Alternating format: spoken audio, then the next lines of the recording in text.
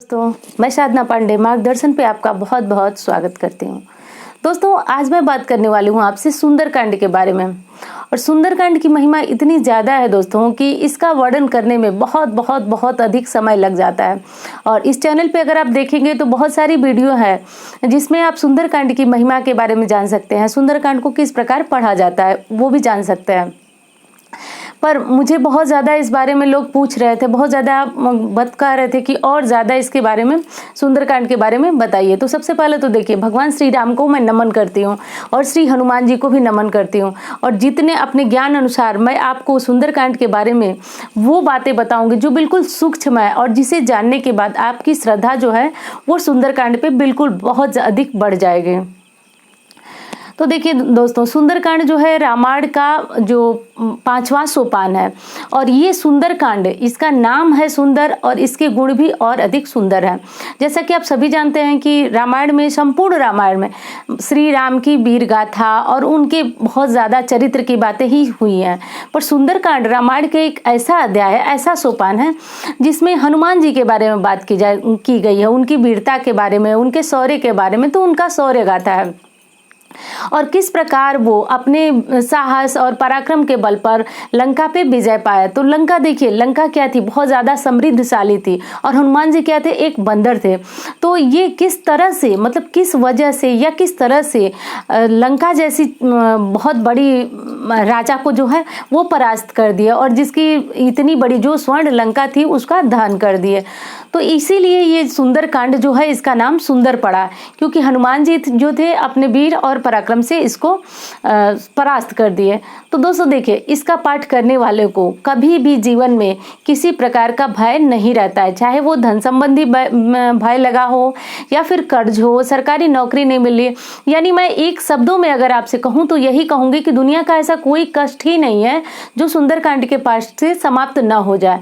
बस बातें कुछ है जिसे ध्यान बहुत देना जरूरी है। मैं अभी आगे आपको बता रही हूँ। सबसे पहले तो ये जान लीजिए आपकी सुंदरकांड पढ़ेंगे कैसे आप। तो सुंदरकांड पढ़ने से पहले आपको यही करना है कि आपको एक दिन पहले से ही शुद्ध शाकाहारी भोजन लेना है। और शाकाहारी भोजन लेने के बाद आप चाहें तो सुंदरकांड को सुबह में भी पढ़ सकते हैं या शाम में भी पढ़ सकते हैं। तो आपको क्या करना है, सबसे पहले एक चौकी ले लीजिए या मंदिर में ही अगर हनुमान जी की प्रतिमा, मूर्ति, फोटो है तो वो ले लीजिए। और सबसे पहले गणेश जी का वंदन कीजिए। गणेश जी का वंदन करना आप सभी को पता है कि ये बहुत ज़रूरी है। सभी देवता की पूजा से पहले हम गणेश जी की पूजा करते हैं। तो आपको भी गणेश जी की पूजा कर लेना है। और पूजा अगर नहीं कर रहे हैं तो इनका ध्यान अपने मन में जरूर कर लेना है, क्योंकि किसी कार्य को निर्विघ्न संपन्न होने के लिए श्री गणेश का ध्यान करना बहुत जरूरी है। वो कर लीजिए। उसके बाद सबसे पहले श्री राम और माता सीता या राम दरबार की फोटो हो तो वो ले लीजिए। इनकी भी पूजा करना आपको बहुत ज़रूरी है, तो ये कर लीजिए आप। उसके बाद वीर हनुमान को भोग लगाइए। देखिए, भोग लगाना बहुत ज़रूरी है। सुंदरकांड के समय हनुमान जी आते हैं, वो आपकी कथा को सुनते हैं, जो आप कथा वाचन करते हैं उसको सुनते हैं, ऐसी हमारे शास्त्र की मान्यता है। तो जब वो आते हैं तो उनको भोग प्रसाद लगाना बहुत ज़रूरी है। तो आप उनके लिए भोग रखिए। भोग में तुलसी पत्ता डालना न भूलें। अब तुलसी पत्ता डालने के बाद आपको बैठ करके और रामायण का पाठ करना है। रामायण के सुंदरकांड जो 5वां अध्याय है वो सुंदरकांड कहलाता है। तो इसका आपको पाठ करना है। अब पाठ करते हुए आपको बहुत अधिक इस बात का ध्यान रखना है कि आप जो पाठ करें वो बिल्कुल भाव विभोर होकर के करें। ऐसा ना सोचें कि आपको बस ये पाठ समाप्त करना है। अब रही बात इसके समय की, तो समय अभी अगर आप शुरू में पढ़ना शुरू कर रहे हैं तो ये पाठ करने में आपको थोड़ा सा ज़्यादा समय लग सकता है, क्योंकि आप इसको शुरू से पढ़ रहे हैं। लेकिन अगर आप पढ़ते पढ़ते अभ्यस्त हो जाएंगे तो ये पाठ जो है वह मात्र 45 मिनट में भी पढ़ा जा सकता है। और पढ़ा जाने की बात नहीं, ये किसी की कही या कहाई बातें मैं नहीं कर रही हूँ आपको। मैं खुद हर शनिवार और मंगलवार को ये पाठ करती हूँ, क्योंकि मुझे इस पे बहुत अधिक दृढ़ विश्वास है। तो ये मैं पाठ जब पढ़ना तो मैं बहुत काफ़ी टाइम से शुरू की हूँ, लेकिन जब शुरू मैंने किया तो ये पाठ मुझे बहुत ज़्यादा टाइम लगता था, 1 घंटे से भी ऊपर हो जाता था। लेकिन जैसे जैसे पढ़ती गई, इस चीज़ों को समझती गई, और ऐसा नहीं है कि मैं बहुत एक्सप्रेस की तरह पढ़ती हूँ, बहुत आराम से चीज़ों को समझ के और बिल्कुल भाव विभोर होकर के पढ़ती हूँ। तो उसमें हमको 45 मिनट 50 मिनट तक का समय लगता है। तो आप भी निराश ना हो, ऐसा ना सोचें कि आपको सुंदरकांड समाप्त करने में बहुत अधिक टाइम लगेगा। और अगली बात यह है कि अगर आप नहीं पढ़ सकते हैं, आप बहुत ज़्यादा व्यस्त व्यस्त हैं, नहीं पढ़ सकते हैं, तो आप सुंदरकांड में कुछ दोहे ले लें जिसको आप प्रतिदिन पढ़ें। कुछ थोड़े थोड़े करके आप जैसे शनिवार या मंगलवार से शुरू करें और कुछ जैसे 5 दोहे 10 दोहे ऐसे पढ़ते रहें। और जिस दिन से आपने शुरू किया, यानी शनिवार या मंगलवार जिस दिन से आपने शुरू किया, उस दिन तक लाके संपूर्ण सुंदरकांड का पाठ जो है आप संपन्न कर दिए। तो इस तरह से भी होता है।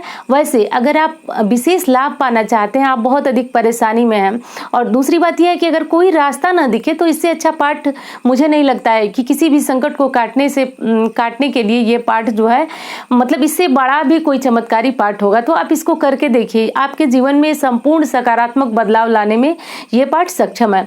अब अगली बात है कि देखिए आजकल के भागदौड़ भरे जमाने में हर कोई धन संबंधी समस्या से बहुत अधिक पीड़ित है, परेशान है। तो हनुमान जी को रिद्धि सिद्धि के दाता भी कहा जाता है। यानी आपको पता है ये हनुमान चालीसा जो है वो बच्चा बच्चा पढ़ता है, जानता है। तो इसमें लिखा हुआ है कि रिद्धि सिद्धि नवनिधि के दासा असबर दीन जानकी माता। तो रिद्धि सिद्धि के दाता कहा गया है कि इनकी पूजा करने से रिद्धि सिद्धि की कमी नहीं रहती है, धन धान्य से व्यक्ति का भंडार भरा रहता है। तो ये चीजें आप जरूर करें, सुंदरकांड का पाठ आप जरूर करें, और प्रति मंगलवार या शनिवार।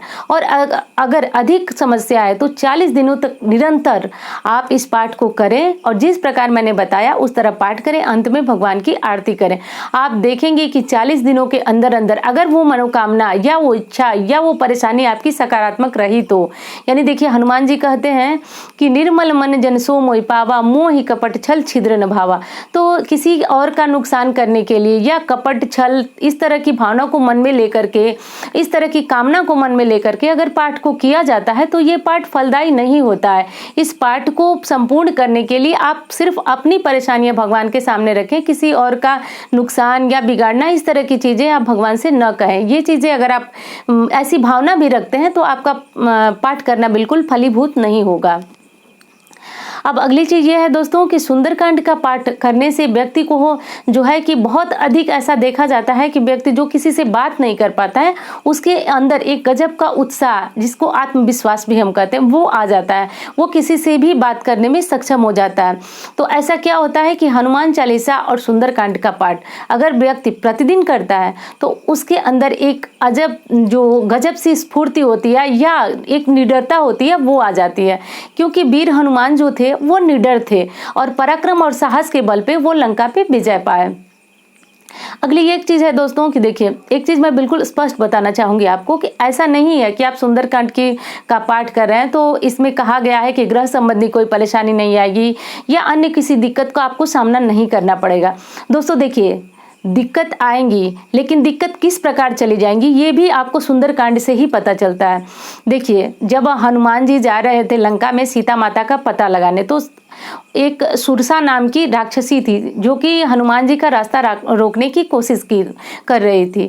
तो हनुमान जी ने क्या किया, उसके मुंह में गए, बहुत सूक्ष्म रूप पकड़ के, और सूक्ष्म रूप पकड़ के गए, और उसके बाद जो सुरसा थी वो मुंह को बड़ी करती। जैसे इस दोहे को सुनने से आपको जानकारी मिल सकती है कि जस जस सुरसा बदन बढ़ावा, तास दून कपि रूप दिखावा।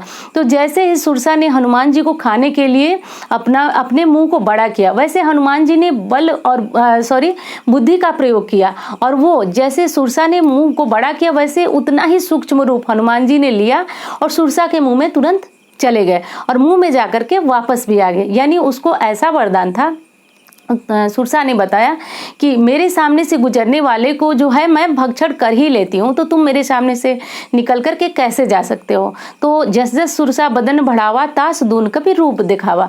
तो जैसे जैसे सुरसा ने अपने बदन को बढ़ाया वैसे ही सूक्ष्म रूप धारण किया हनुमान जी ने, उसके मुख से बाहर आ गए। तो इससे क्या मिलता है, हनुमान जी के बुद्धि चातुर्य का हमको प्रमाण मिलता है कि हनुमान जी किस प्रकार अपने बुद्धि से सुरसा की जो वरदान था उसको भी नष्ट नहीं होने दिया, यानी उसके मुख के अंदर प्रवेश किए और पुनः बाहर आ गए। तब सुरसा ने कहा कि मोह सुरन जे हिलागे पठावा, बुद्धि बल मरम तोर मैं पावा। तो उन्होंने, सुरसा जो थी वो हनुमान जी की बुद्धि को देख करके नतमस्तक हो गई और बोली कि मैं तो आपके बुद्धि और बल की परीक्षा लेने आई थी, और मैंने देखा आपके बुद्धि बल की परीक्षा लिया। इससे मुझे ज्ञात हुआ कि हे हनुमान, आप अतुलित बल वाले हो, अतुलित बल, असीमित बल है आपके अंदर और बुद्धि चातुर्य भी है। तो दोस्तों संपूर्ण जो हमारी परेशानियां उसका हल आपको इसमें मिलता है। तो ऐसा नहीं है कि कोई परेशानियां आएंगी नहीं, बिल्कुल आएंगी। जिस तरह सुरसा ने हनुमान जी के सामने खड़े होकर के उनकी राह रोका, उस तरह की आपके सामने भी परेशानियां आएंगी, आपकी राह को भी रोकेंगी, लेकिन आप भी उसी तरह बच के निकल जाएंगे जैसे हनुमान जी सुरसा के मुंह में गए लेकिन वापस चले आए। तो उस तरह से परेशानियां आएंगी और हनुमान जी किस तरह आपका हाथ खींच करके आपको बाहर कर देंगे, आप स्वयं इस चीज को महसूस नहीं कर सकते। और इस चीज को महसूस वही कर सकता है जो ये पाठ कर रहा होगा या करता होगा। और दोस्तों देखिए, आप पाठ कर रहे हैं तो बहुत अच्छी बात है, नहीं कर रहे हैं तो अगर आप इस पाठ को करने की अपने मन में दृढ़ संकल्प लेंगे तभी से आपके जीवन में सकारात्मक बदलाव जो है होना शुरू हो जाएगा। ऐसा आप करके देखिए। तो दोस्तों यही सारी जानकारियां थी जो मुझे आपको देना था। और कमेंट में आप जय श्री राम लिखना न भूलें, क्योंकि दोस्तों रामायण में भी कहा गया है कि राम से बड़ा राम का नाम, यानी राम के नाम की महिमा इतनी बड़ी है कि स्वयं राम भी इसका वर्णन नहीं कर सकते हैं। तो इसके बारे में मैं कभी और बताऊंगी, किसी और वीडियो में बताऊंगी। आज के लिए ये वीडियो मुझे लग रहा है कि थोड़ी सी लंबी हो जाएगी, तो मिलती हूँ इसी तरह की वीडियो के साथ। धन्यवाद।